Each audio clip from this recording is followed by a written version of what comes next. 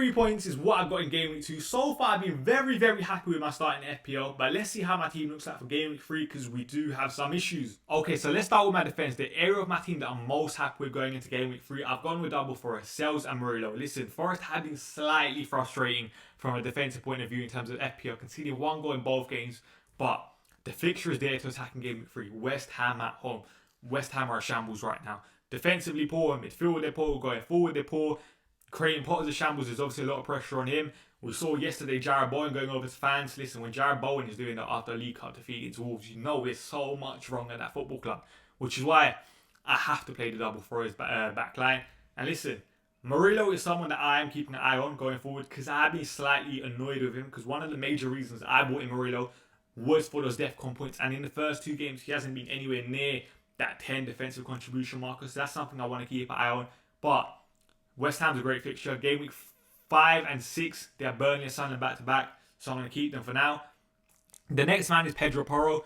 Listen, Bournemouth is a difficult fixture in terms of we know the impact Bournemouth can do or have going forward, especially with Semenyo, Ivan Nilsson. But at the same time, Pedro Porro also has those offensive contribution capabilities in terms of his taking those set pieces. We know how creative Pedro Porro is in general. But listen, I'm not expecting a clean sheet, but I'm more hopeful of defensive contribution points because we did see in pre-season when Pedro Porro was up against Bayern Munich, for example, a top side, a top winger, and I think Luis Diaz might have played that game. If not, listen, we know the quality Bayern Munich have going forward that Pedro Porro will pick up those defensive contribution points. And listen, he's up against Semenyo. Can Bournemouth feed the ball to Semenyo, get Semenyo running at Porro where Porro can maybe get his foot onto the ball, getting a tackle, getting an interception, getting a ball recovery point. Or actually not ball recoveries because that don't matter for defenders, but getting those tackles in potentially. So that's something I'm very, very hopeful for.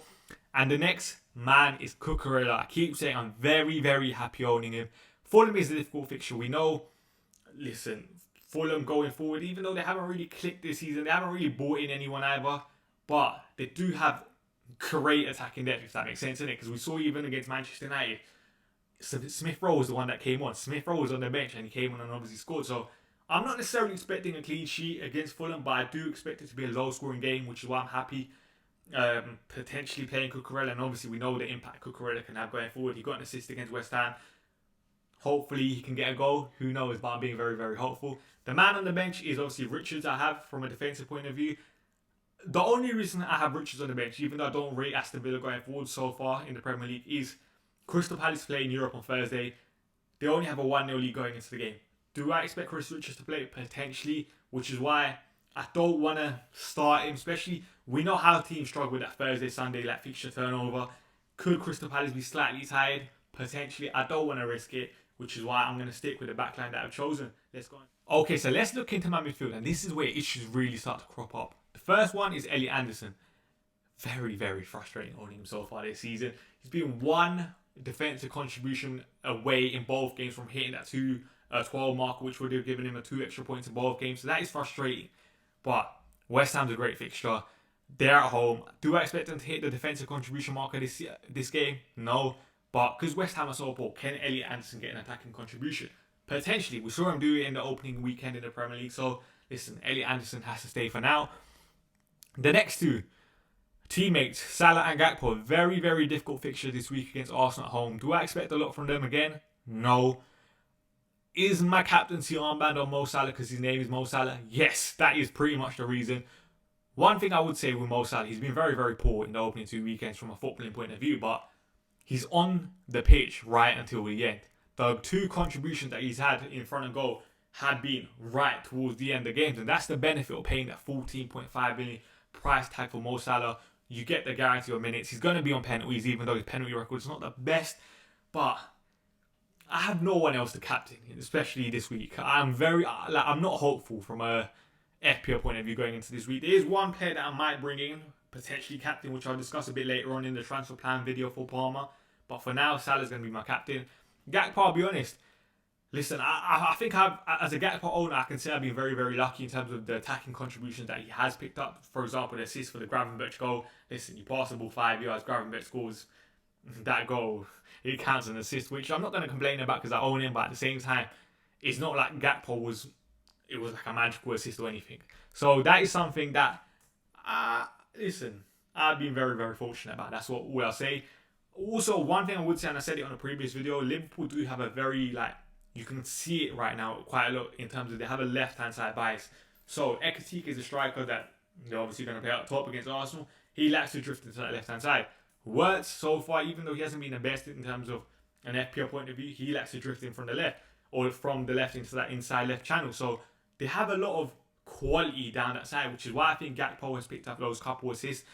So can that be repeated against Arsenal? Potentially, but we know how good Arsenal are defensively, so only time will tell.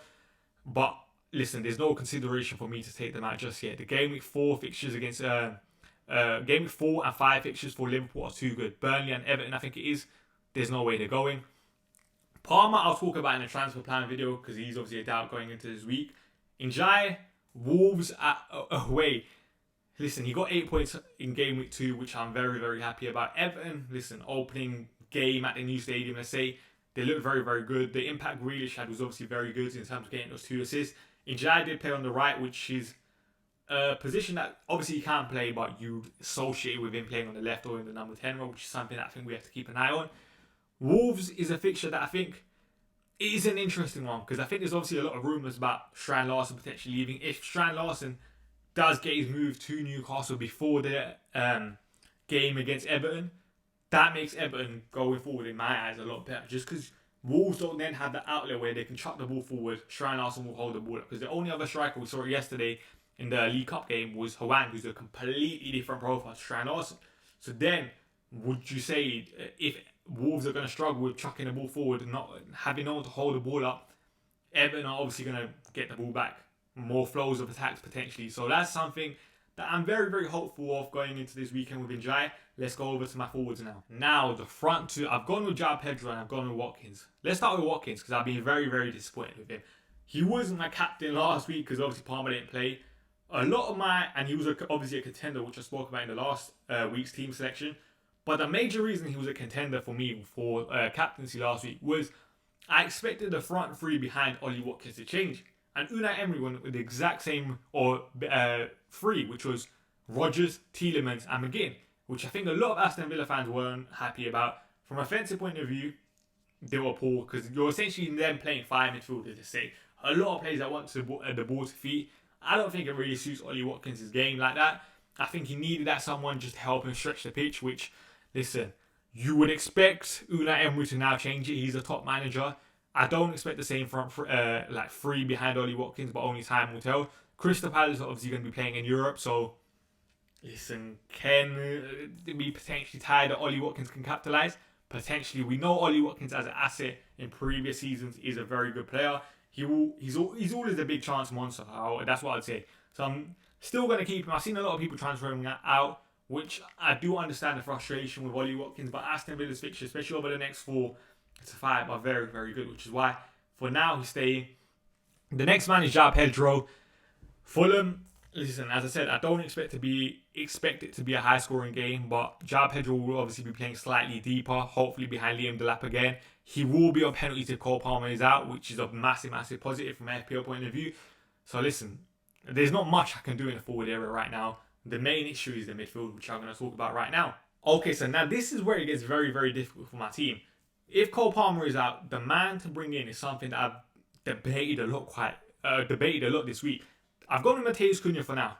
The only reason is, when you watch Manchester United play, I feel like Matheus Cunha is a real talisman on that side. Anything good that you saw against Fulham, for example, came from Matheus Cunha.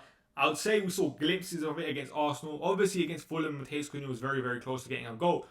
So, the most positive aspect of Manchester United in my eyes so far, even though United have been a shambles under Ruben Amorim, has been Matheus Cunha. But there is a part of me that's still thinking, are we just being too, as an FPL community, harsh on Bruno Fernandes? For example, any player can miss a penalty, but if Bruno Fernandes scored against Fulham, the penalty, he would have obviously got a couple bonus points. He obviously got the defensive contribution points. He could have easily walked away with 10 to 13 points. If that was the case, I don't think there's a debate now in the FPL community of whether to bring in Bruno, whether to bring in Cunha, whether to bring in Mbeumo. I think a lot of people just said Bruno Fernandes is the safest bet. So I do think there is a slight part of me leaning towards Bruno Fernandes. But at the same time, Matheus Cunha, from a footballing point of view, just looks so good in the eye. And that's something that I think he could potentially capitalise on against Burnley. And I do expect Sesko to play. I think this will be the game Sesko comes in. Sesko up top, Mateus Cunha playing in behind, giving him a bit more freedom maybe to drop deep, collect the ball, drive with it, potentially get upping his assist potential. There is that. But at the same time, there is other options. You're looking at potentially Semenyo from Bournemouth, a Brennan Johnson from Spurs, who I'm really liking from an FPL point of view. But the game with 3 fixture against Burnley is too good not for me not to target. So I will probably bring in a Manchester United midfielder. I'm going to say Cunha for now, but obviously I will see it closer to the deadline because I don't want to make a change here. United obviously play against Grimsby today in the League Cup. And if Cole Palmer is fit, if we do get news that he's starting against Fulham, he will still stay in my team because I do want to go into game week 4 after the international break with a couple free transfers just so I can reassess my team after that. But listen, that is my transfer plan for now. That is my team. Make sure you guys like the video, comment your thoughts on my team, subscribe to the channel, and listen, hopefully you get a green arrow this week. Let's go.